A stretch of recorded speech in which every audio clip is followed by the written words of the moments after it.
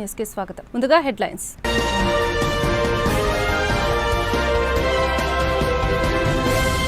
Friday పర్వదినాన్ని పురస్కరించుకొని ఆంధ్రప్రదేశ్లోని పాస్టర్లకు రాష్ట్ర ప్రభుత్వం శుభవార్త. రాష్ట్ర వ్యాప్తంగా అర్హులైన వేలాది మంది పాస్టర్లకు గౌరవ వేతన విడుదలకు ముఖ్యమంత్రి చంద్రబాబు ఆమోదం.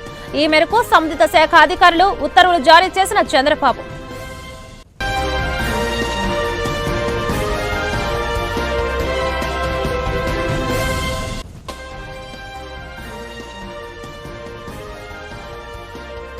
మానవాళి కోసం జీసస్ చేసిన అంతిమ త్యాగాన్ని గుడ్ ఫ్రైడే రోజున మనం గుర్తు చేసుకుంటామని మాజీ సీఎం జగన్ వెల్లడి. మానవాళి పట్ల ప్రేమ, కరుణ, క్షమ, సహనం, త్యాగం ఇదే జీసస్ జీవితం మానవాళికి ఇచ్చిన సందేశమని వ్యాఖ్య.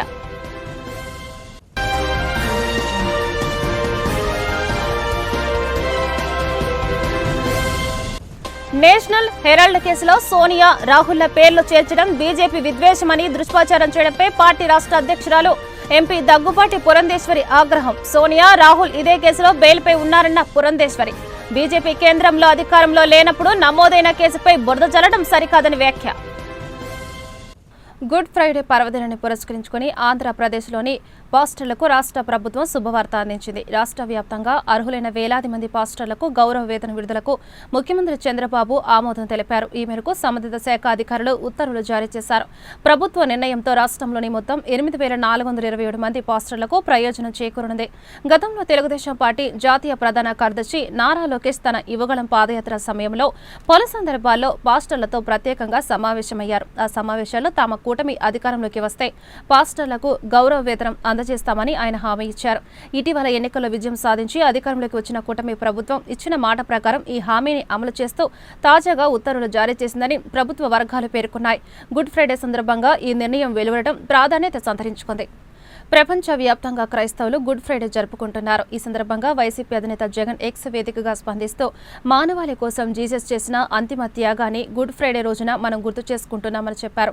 మానవాళి పట్ల ప్రేమ, నిస్సహాయుల పట్ల కరుణ, శత్రువుల పట్ల క్షమ, ఆకాశం అంతటి సహనం, అవధులేని త్యాగం ఇదే జీసస్ జీవితం మానవాళికి ఇచ్చిన సందేశమని అన్నారు. కరుణామయుడు యేసుక్రీస్తును సిలువ వేసిన రోజును క్రైస్తవులు గుడ్ ఫ్రైడేగా జరుపుకుంటారనే విషయం అందరికీ తెలిసిందే. నేషనల్ హెరాల్డ్ కేసులో సోనియా, రాహుల్ల పేర్లు చేర్చడం బీజేపీ విద్వేషం అని దుష్ప్రచారం చేయడంపై పార్టీ రాష్ట్ర అధ్యక్షురాలు ఎంపీ దగ్గుబాటి పురంధేశ్వరి మండిపడ్డారు. సోనియా, రాహుల్ ఇదే కేసులో బెయిల్పై ఉన్నారని, బీజేపీ కేంద్రంలో అధికారంలో లేనప్పుడు నమోదైన కేసుపై బురద చల్లడం సరికాదన్నారు. ఒక ప్రచారం తీసుకొస్తున్నారు. కానీ మీరందరూ కూడా చాలా దగ్గరగా పరిశీలించినట్లయితే సుప్రీంకోర్టు చెప్పింది ఏమిటంటే, మేము ఈ చట్టంలో తలదూర్చలేము, ఈ చట్టాన్ని మేము రద్దు చేయడం లేదు, స్టాటస్ కో మాత్రమే ఇచ్చారు. స్టాటస్ కో ఇస్తూ ఏమని చెప్పారు, ఏదైతే వక్ఫ్ భూములు, వక్ఫ్ ఆస్తులు ఇప్పటి వరకు కూడా గుర్తించబడ్డాయో లేకపోతే నోటిఫై చేయబడ్డాయో, ఇవి వక్ఫ్ ఆస్తులు అని ఏవైతే నోటిఫై చేయబడ్డాయో దానిలో మార్పులు చేర్పులు చేయొద్దన్నారు. అసలు చట్టం చేయక ముందే కేంద్ర ప్రభుత్వం ఎన్డీఏ కూటమి అదే కదా అంది. ఇప్పటి వరకు భూములు ఏవైతే ఉన్నాయో, ఆస్తులు ఏవైతే ఉన్నాయో దాంట్లో మేము తలదూర్చమనే కదా చెప్పింది. సో ఇవాళ కొత్తగా చెప్పింది ఏమిటి? సో అదే ఇవాళ కోర్టు మళ్ళీ చెప్పింది, మీరు ఆ ఆస్తుల విషయంలో మార్పులు చేర్పులు చేయొద్దు అని చెప్పారు. అదే విధంగా ఏమన్నారు, బోర్డు కావచ్చు, కౌన్సిల్ కావచ్చు, వక్ఫ్ కౌన్సిల్ కావచ్చు, వక్ఫ్ బోర్డు కావచ్చు, దానిలో మీరు మార్పులు చేర్పులు చేయొద్దన్నారు. అసలు చట్టం చూసినట్లయితే చట్టం ఏమని చెప్తుంది, వక్ఫ్ బిల్లు కనుక మీరు చాలా జాగ్రత్తగా పరిశీలించినట్లయితే బిల్లు ఏమని చెప్తుంది, వక్ఫ్ బోర్డు కావచ్చు, కౌన్సిల్ కావచ్చు, ఒకవేళ వారికి 5 సంవత్సరాల కాల పరిమితి ఉందనుకోండి, చట్టం చేసుకున్నప్పుడు 3 సంవత్సరాలు అయిపోయింది, ఇంకో 2 సంవత్సరాలు మిగిలిన్నాయి. మేము ఆ 2 సంవత్సరాలు మేము తలదూర్చు, ఆ 2 సంవత్సరాలు కూడా అయిపోయిన తర్వాత తిరిగి మళ్ళీ కొత్త కౌన్సిల్ కావచ్చు, కొత్త బోర్డు కావచ్చు, మీరు నియామకం చేస్తున్నప్పుడు బిల్లులో ఉన్నటువంటి నిబంధనలు మీరు ఫాలో కావాలి అని చెప్పి, ఫాలో అవుతాము అని చెప్పి బిల్లే చెప్తుంది. చట్టంలోనే ఉంది, మేము చేసినటువంటి చట్టంలోనే ఉంది. కనుక ఆ ఎక్కడా కూడా ఇప్పుడున్నటువంటి కాలపరిమితి ఇంకా ఉన్నటువంటి కౌన్సిల్ కావచ్చు, బోర్డుల్లో కావచ్చు, మేము తలదూర్చే ప్రసక్తి లేదు అని చాలా ఖచ్చితంగా కోర్టులో కేంద్ర ప్రభుత్వం ఇచ్చినటువంటి సమాధానం కూడా. ఈ రెండు అంశాల మీద కొంచెం ఇబ్బంది లేవనెత్తారు. అదేవిధంగా ఏమిటంటే ప్రాక్టీసింగ్ ముస్లిం ఎవరు అనేటువంటి అంశం మీద కొంచెం క్లారిటీ ఇవ్వమన్నారు. అది త్వరలో ఇవ్వడం జరుగుతుంది. అయితే ఈ మధ్యలో పెద్ద ప్రచారం ఏమిటంటే మదర్సాలు కూల్చేస్తారు, మస్జిద్దులు కూల్చేస్తారు, ఆస్తులు తీసేసుకుంటారు. ఎక్కడా కూడా ఇది జరగదండి. ఇది జరిగే విషయం కాదు. మొన్న నేను ప్రెస్లో చెప్పినట్లుగా వక్ఫ్ వేరు, వక్ఫ్ బోర్డు వేరు. వక్ఫ్ అనేది మతపరమైనటువంటి ధార్మిక ఏదైతే ప్రాక్టీస్లు ఉంటాయో వాటికి సంబంధించింది వక్ఫ్. వక్ఫ్ బోర్డ్ అన్నది ఆస్తుల యొక్క మేనేజ్మెంట్.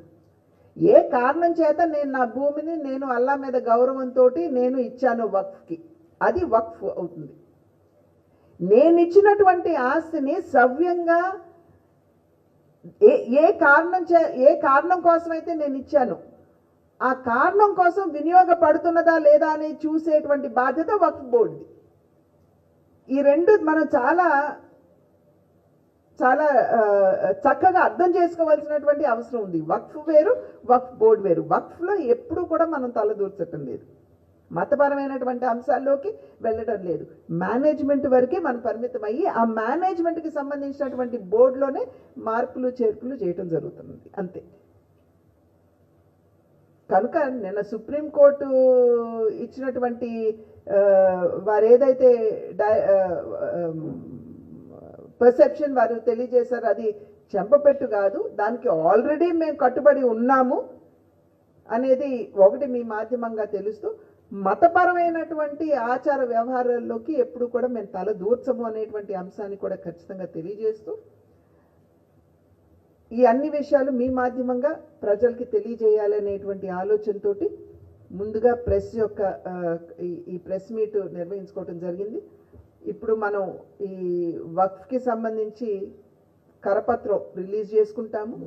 వర్షాకాలం ప్రారంభం నాటికి విజయవాడ నగరంలో అన్ని వరద నీటి కాలువల పూడికతీతతో పాటు మరమ్మతులు పూర్తి చేయాలని మంత్రి నారాయణ అధికారులను ఆదేశించారు. రోడ్లపై ఎక్కడ నీరు నిల్వ ఉండకుండా అవసరమైన అన్ని చర్యలు తీసుకోవాలని అధికారులకు దిశానిర్దేశం చేశారు. విజయవాడ మున్సిపల్ కార్పొరేషన్ పరిధిలో చేపట్టాల్సిన అభివృద్ధి పనులు, సమస్యలు పరిష్కరించడంపై మంత్రి నారాయణ సమీక్ష నిర్వహించారు. అక్కడ పనులు ఎంతో వేగవంతంగా మొదలైనాయి. దాదాపు 5,000 మంది యాక్చువల్గా ఇప్పుడు వర్క్ చేస్తున్నారు. దాదాపు 600 నుంచి 700 డిఫరెంట్ ఎక్విప్మెంట్స్, జేసీబీలు కావచ్చు, ప్రొక్లైన్లు కావచ్చు, ట్రక్స్ కావచ్చు వస్తున్నాయి. ఈ నెలాఖరకు ఆల్మోస్ట్ ఆల్ వర్క్స్ 100%, దాదాపు ఐ థింక్ 15,000 మంది పైగా అక్కడ యాక్చువల్గా అమరావతి క్యాపిటల్ సిటీలో డిఫరెంట్ వర్కర్స్ వర్క్ చేస్తుంటారు. ఆ విధంగా అమరావతి క్యాపిటల్ సిటీ 3 సంవత్సరాల్లో పూర్తయ్యే విధంగా చేయడం జరిగింది. అయితే మైలవరం యొక్క శాసనసభ్యులు యాక్చువల్గా ఈ యొక్క చిన్నలంక, పెద్దలంక ఏదైతే కొంత వచ్చి గుంటూరులో ఉంది, కొంత గుంటూరు జిల్లాలో, కొంత కృష్ణా జిల్లాలో ఉంది. దాని మీద మైలవరం శాసనసభ్యులు, కొండవమ్మ శాసనసభ్యులు, అదేవిధంగా ఎంపీ చిన్ని వీళ్ళందరూ యాక్చువల్గా దీన్ని స్టడీ చేసి నాకు చెప్పడం జరిగింది. నాకు మరియు ఈ స్పోర్ట్స్ అథారిటీ సంబంధించిన మినిస్టర్ గారికి కానీ, అదేవిధంగా ఎడ్యుకేషన్ మినిస్టర్ కానీ వీళ్ళందరూ కూడా చెప్పారు. వాళ్ళందరూ డిస్కస్ చేశారు, నాతో కూడా డిస్కస్ చేయడం జరిగింది. దాని మీద ఈరోజు ఫిజికల్గా ఇక్కడికి వచ్చాను. ఎందుకంటే ఒక స్పోర్ట్స్ సిటీ, మంచి స్పోర్ట్స్ సిటీ, ఇంటర్నేషనల్ లెవెల్. ముఖ్యమంత్రి గారు ఒకటే అంటారు, మీరు కట్టే స్పోర్ట్స్ సిటీ ఎలా ఉండాలంటే ఇక్కడికి ఒలింపిక్స్ వచ్చేటట్టు చేయాలి.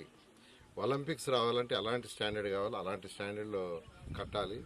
దానికి ఒక మంచి ల్యాండ్ చూడమని యాక్చువల్గా చెప్పడం జరిగింది. దాని మీద శాసనసభ్యులు వీళ్ళందరూ, ఎంపీ గారు, బొండమ్మ గారు ఐడెంటిఫై చేశారు. దాని మీద యాక్చువల్గా కలెక్టర్ గారు, నేను, మిగతా అధికారులు వచ్చి చూసాము.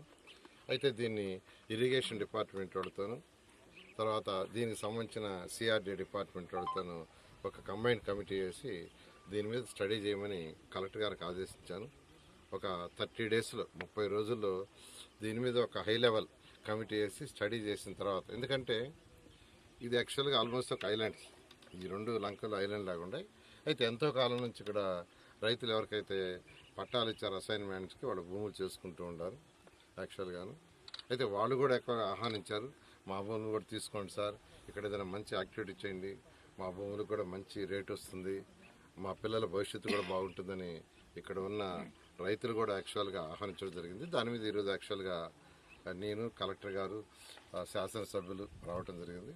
ఖచ్చితంగా ఒక నెల లోపల దీన్ని స్టడీ చేసి ఇది ఎంతవరకు ఉపయోగపడుతుంది అనే దాన్ని స్టడీ చేసి దాని మీద ముందుకు పోవడం జరుగుతుంది. ఆ స్టడీ చేసిన తర్వాత ముఖ్యమంత్రి గారికి వివరిస్తాము. వారు ఇచ్చే డైరెక్షన్ ప్రకారం ముందుకు పోయి ఏం చేయాలని చేయడం జరుగుతుంది. Thank you. విజయవాడకు చెందిన ఓ ట్రావెల్స్ బస్ హైదరాబాద్ వెళ్లే క్రమంలో ప్రయాణికులను ఎక్కించుకునేందుకు వారధి వైపు నుంచి జాతీయ రహదారి మీదుగా భవానీపురం వెళ్తుంది. బస్టాండ్ సమీపానికి చేరుకోగానే బస్సులో ఒక్కసారిగా మంటలు చెలరేగాయి. దాన్ని గమనించిన డ్రైవర్ వెంటనే అప్రమత్తమై బస్సును పక్కనాపాడు. క్షణాల మంటలు వ్యాపించి బస్సు అగ్నికి ఆహుతైంది. బస్సుల నుంచి మంటలు ఎగిసిపడడాన్ని చూసిన స్థానికులు భయాందోళనకు గురయ్యారు. సమాచారం అందుకున్న అగ్నిమాపక సిబ్బంది, పోలీసులు హుటాహుటిన ఘటనా స్థలానికి చేరుకుని మంటలను అదుపు చేశారు. బస్సులో ప్రయాణికులెవరూ లేకపోవడంతో పెద్ద ప్రమాదం తప్పిందని అంతా ఊపిరి పీల్చుకున్నారు. జాతీయ రహదారిపై ట్రాఫిక్ స్తంభించడంతో ట్రాఫిక్ పోలీసులు వెంటనే స్పందించి ట్రాఫిక్ ను క్లియర్ చేశారు. షార్ట్ సర్క్యూట్ వల్లే అగ్ని ప్రమాదం జరిగి ఉండవచ్చని ఫైర్ సిబ్బంది, పోలీసులు భావిస్తున్నారు. అమరావతి జర్నలిస్ట్ క్రికెట్ లీగ్ టోర్నమెంట్లో కేబుల్ మీడియా జట్టు విజయం సాధించింది. ఇబ్రహీంపట్నం మూలపాడులోని చుక్కపల్లి పిచ్చియా గ్రౌండ్లో తొలి match secretariat media, cable media మధ్య జరిగింది. కేబుల్ మీడియా జట్టు టాస్ గెలిచి బౌలింగ్ ఎంచుకుంది. ఈశ్వర్ తొలి ఓవర్లోనే 3 వికెట్లు పడగొట్టి సెక్రటరియట్ జట్టు ఆస్మా ధైర్యాన్ని దెబ్బతీశారు. అనంతరం మోహన్ అత్యద్భుతమైన బౌలింగ్తో 4 ఓవర్లలో కేవలం 11 పరుగులు ఇచ్చి 1 వికెట్ తీసుకున్నాడు. కృష్ణ 4 ఓవర్లేసి 2 వికెట్లు తీయగా సురేంద్ర 2 ఓవర్లు వేసి 2 వికెట్లు తీశాడు. 18.1 ఓవర్లలో సెక్రటరియట్ జట్టును కట్టడి చేసి 97 పరుగులకే ఆల్అౌట్ చేశారు. అనంతరం బ్యాటింగ్ ను దిగిన కేబుల్ మీడియా జట్టు బ్యాట్స్మెన్ హరిబాబు, ప్రేమ్ అద్భుతమైన షాట్లు కొడుతూ ఆడుతూ స్కోర్ బోర్డును పరుగులు పెట్టించారు. హరిబాబు 32 బంతుల్లో 33 పరుగులు చేయగా ప్రేమ్ 9 బంతుల్లో 13 పరుగులు చేశాడు. ఈశ్వర్ 20 బంతుల్లో 26 పరుగులు చేశాడు. 2 వికెట్లు కోల్పోయి 11.1 ఓవర్లలో 98 పరుగులు చేసి ఘన విజయం సాధించింది. గుంటూరులో శంకర్ విలాస్ ఓవర్ బ్రిడ్జి ఉద్యమం ఉధృతమవుతోంది. ఈ మేరకు ఓవర్ బ్రిడ్జి సాధన సమితి ఆధ్వర్యంలో రౌండ్ టేబుల్ సమావేశం నిర్వహించారు. ఈ కార్యక్రమంలో మాజీ మంత్రి అంబటి రాంబాబు, మాజీ ఎమ్మెల్సీ కెఎస్ లక్ష్మణరావు, వైసీపీ నగర అధ్యక్షులు నూరి ఫాతిమా, మాజీ ఎమ్మెల్యే మస్తాన్ వలి, భారవి, రాజకీయ పార్టీలు, ప్రజా సంఘాల ప్రతినిధులు పాల్గొన్నారు. ఈ సందర్భంగా అంబటి రాంబాబు మాట్లాడుతూ 98 కోట్లతో చేపట్టే ఓవర్ బ్రిడ్జి విస్తరణ వల్ల ప్రయోజనాల కంటే నష్టమే ఎక్కువ జరుగుతుందని చెప్పారు. గతంలో ఎంతో మంది ప్రయత్నం చేసినప్పటికీ కేంద్ర మంత్రి పెమ్మసాని చంద్రశేఖర్ కార్యరూపం దాల్చే విధంగా కృషి చేశారని అభినందించారు. శంకర్ విలాస్ ఓవర్ బ్రిడ్జి కోసం జేఏసీ చేస్తున్న ఉద్యమానికి వైఎస్ఆర్సీపీ పూర్తి మద్దతు ఇస్తుందని హామీ ఇచ్చారు. అదేవిధంగా లక్ష్మణరావు, మస్తాన్ వలి మాట్లాడుతూ ఆర్యూబీ నిర్మించకుండా ఆర్ఓబీ నిర్మిస్తే భవిష్యత్తులో నష్టం జరిగిందని చెప్పారు. సేతుబంధు పథకంలో ఓవర్ బ్రిడ్జి విస్తరణ చేయాలని అనుకోవడంలోనే సమస్య ఆరంభమైందని అన్నారు. కేంద్ర ప్రభుత్వం నుండి అదనంగా నిధులు సమీకరించి ఓవర్ బ్రిడ్జ్ నిర్మాణం చేయాలని డిమాండ్ చేశారు. గతంలో మాజీ ఎంపీ గల్లా జేదో ప్రతిపాదన చేసిన విధంగా 160 కోట్లతో ఓవర్ బ్రిడ్జ్ నిర్మాణం చేయాలని సూచించారు.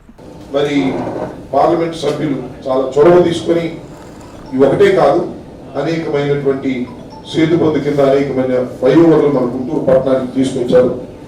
వారిని కూడా నేను సవినయంగా ఈ సభ ద్వారా వారికి మనవి చేసేది ఏంటంటే, మీరు తీసుకొచ్చారు, దీన్ని ఏదో విధంగా నిర్మించాలి అనేది కాకుండా ఒక పరిపక్వత చెందినటువంటి ఫ్లైఓవర్గా దీన్ని నిర్మిస్తే మీకు మంచి పేరు వస్తుంది తప్ప, మీరు అలా కాకుండా ఈ చిన్నగా నిర్మించి ఈ వైపు ఆ వైపు అంతా డెడ్ అయిపోతే మీకు మంచి పేరు రాదు కదా, చెడ్డ పేరు వచ్చేటటువంటి అవకాశం ఉందనేది కూడా మీరు కన్విన్స్ కావాల్సినటువంటి అవసరం ఉంది. ఏదో మొండిదరగా పట్టుదరగా మేము తీసుకొచ్చాము, ఈ 98 కోట్లలోనే పూర్తి చేయాలి అని దయచేసి అనుకోవద్దని వారిని నేను మనస్ఫూర్తిగా విజ్ఞప్తి చేస్తున్నాను.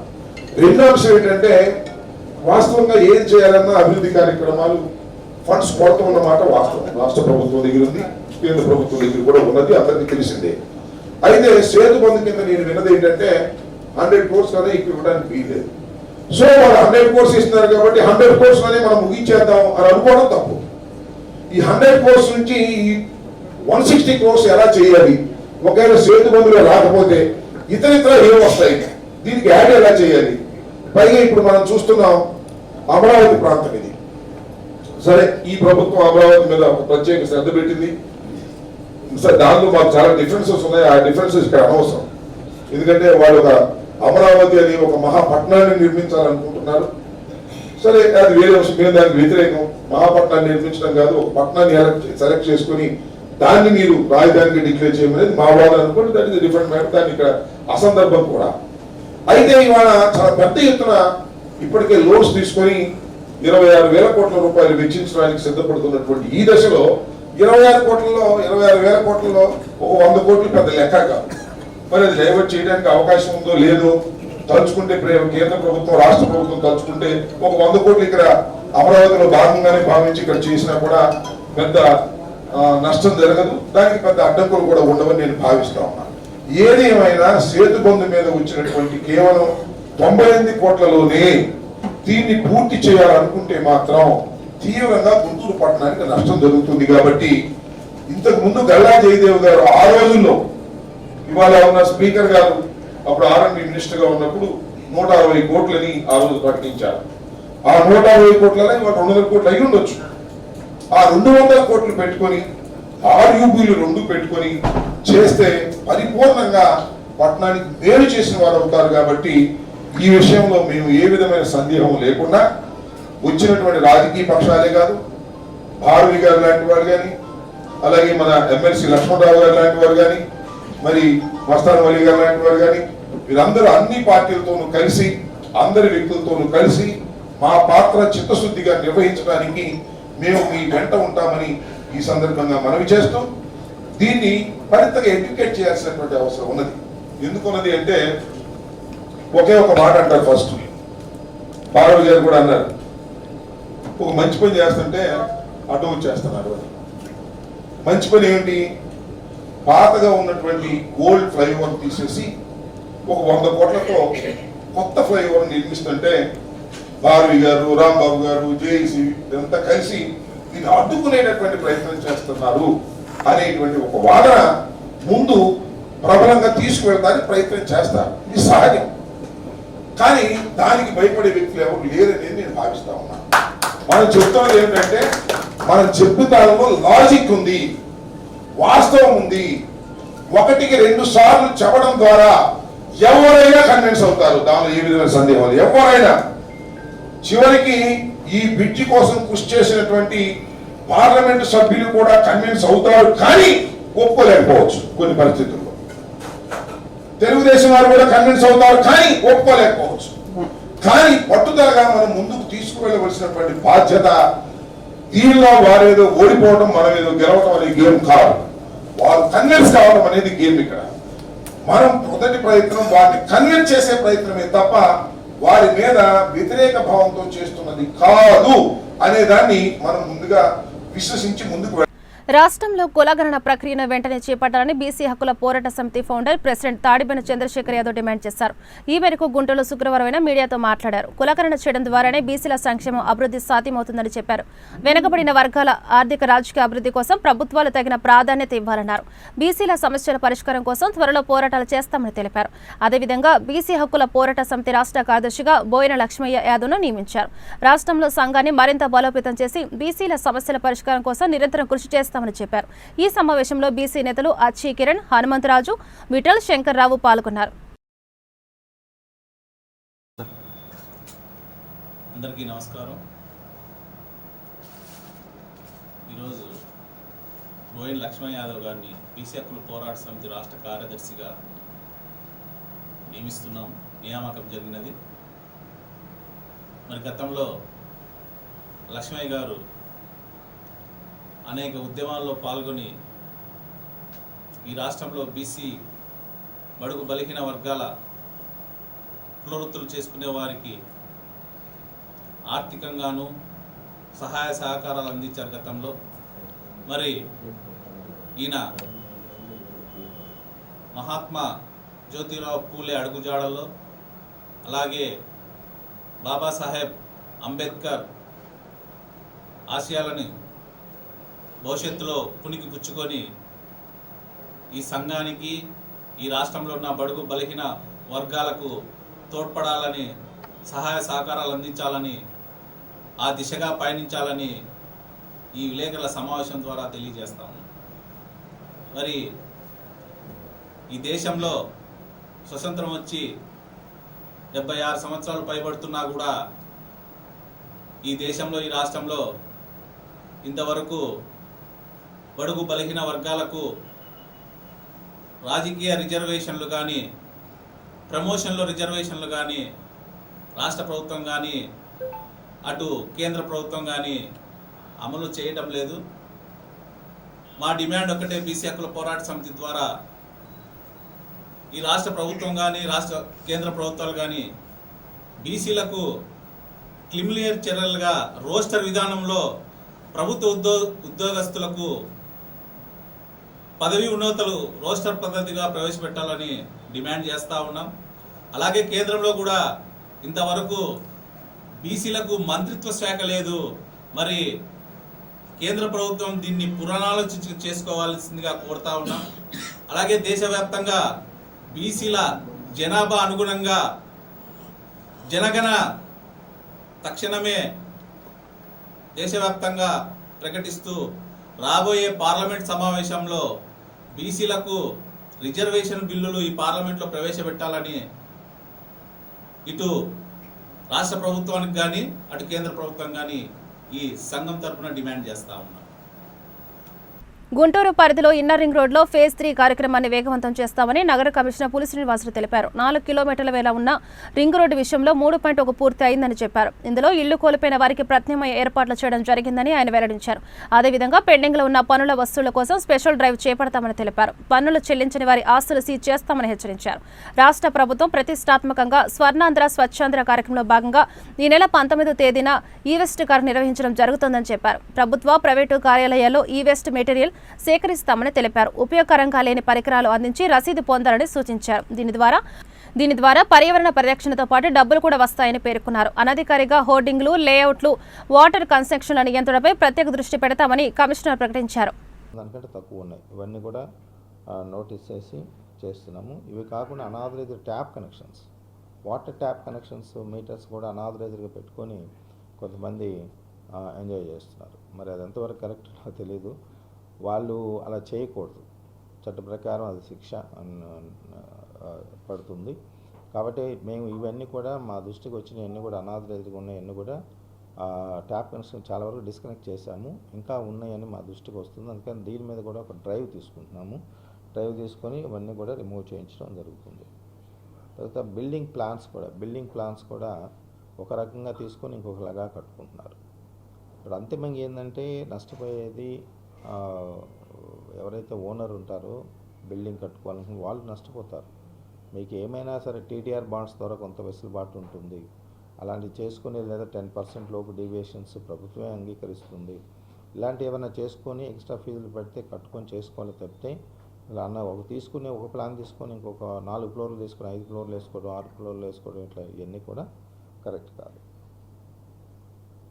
సో ఇట్లా కొన్ని వైలేషన్స్, తర్వాత కొన్ని ప్రజలు సహకరించాల్సిన విషయాలు, కొన్ని వ్యాపారస్తులు సహకరించాల్సిన విషయాలు, తర్వాత ప్రజలు అంటే అధికారులుగా మేము కొంత లీడ్ తీసుకొని కొంచెం యాక్టివ్గా ముందుకెళ్లాల్సిన అంశాలు ఇవన్నీ కూడా మీతో డిస్కస్ చేయడం జరిగింది. వీటి పట్ల ప్రజలు అప్రమత్తంగా ఉండి ఎప్పటికప్పుడు జిఎంసీ అధికారులకు సహకరించినట్లయితే తద్వారా జిఎంసీ ఆదాయ వనరులు పెరిగితే మనం ఇన్ఫ్రాస్ట్రక్చర్ పెంచుకోవచ్చు. జిఎంసీ పరిధిలో చక్కటి రోడ్లు కానీ, డ్రైనేజెస్ సిస్టమ్ ఇంప్రూవ్మెంట్ కానీ, స్ట్రీట్ లైట్స్ కానీ, పార్క్స్ కానీ, తర్వాత డ్రింకింగ్ వాటర్ కానీ ఇవన్నీ కూడా మనం క్వాలిటీ సర్వీసెస్ చేయడానికి అవకాశం ఉంటుంది.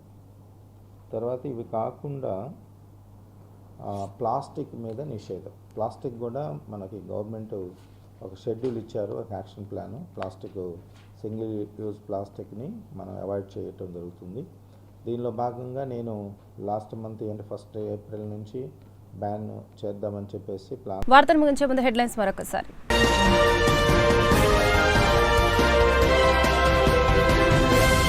ఫ్రైడే పర్వదినాన్ని పురస్కరించుకొని ఆంధ్రప్రదేశ్లోని పాస్టర్లకు రాష్ట్ర ప్రభుత్వం శుభవార్త. రాష్ట్ర వ్యాప్తంగా అర్హులైన వేలాది మంది పాస్టర్లకు గౌరవ వేతన విడుదలకు ముఖ్యమంత్రి చంద్రబాబు ఆమోదం. ఈ మేరకు సంబంధిత శాఖ అధికారులు ఉత్తర్వులు జారీ చేసిన చంద్రబాబు.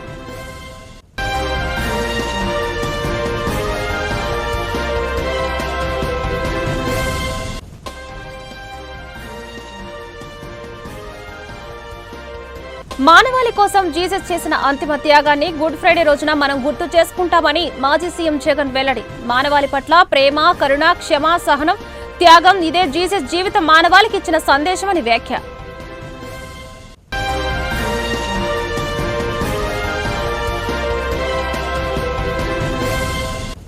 నేషనల్ హెరాల్డ్ కేసులో సోనియా, రాహుల్ల పేర్లు చేర్చడం బీజేపీ విద్వేషమని దుష్ప్రచారం చేయడంపై పార్టీ రాష్ట్ర అధ్యక్షురాలు ఎంపీ దగ్గుపాటి పురంధేశ్వరి ఆగ్రహం. సోనియా, రాహుల్ ఇదే కేసులో బెయిల్పై ఉన్నారన్న పురంధేశ్వరి.